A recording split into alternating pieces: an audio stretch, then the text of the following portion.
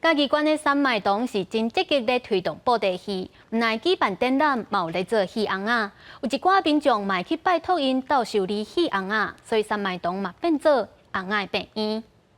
就是它这里的东西太重，然后它会一直把它往后拉到最后，这里就拉不回去。详细检查红仔的状况，三脉堂的造型师知影红仔的问题了后，就要一项一项来处理。伊讲红仔较侪拢是造型的问题，其中头鬃上歹处理。这个头发是一撮一撮烫的，对啊，它不可能，我不可能整片烫完，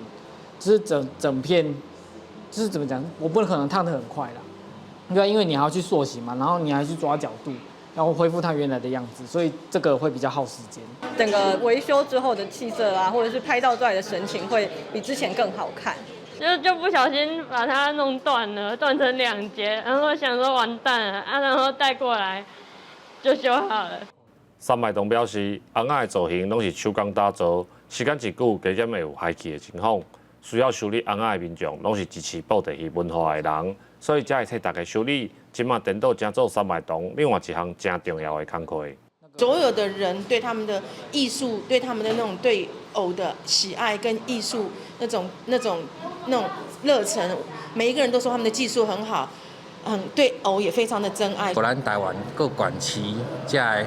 粉丝有收藏红仔，因为红仔出问题了，就是拢直接红仔歹咧，开车就是装来嘉义表演艺术中心找阮帮伊修理，所以阮这已经是台湾唯一的布袋戏红仔病院。团组指出，台湾布袋戏市场大约有100万人口，这戏迷收藏的红仔有60万身左右。修理红仔虽然互因有机会熟悉真侪人，但是因更较希望会当教民众学会晓这个功夫，替台湾布袋戏文化的发展打好基础。记者林慧婷，嘉义报道。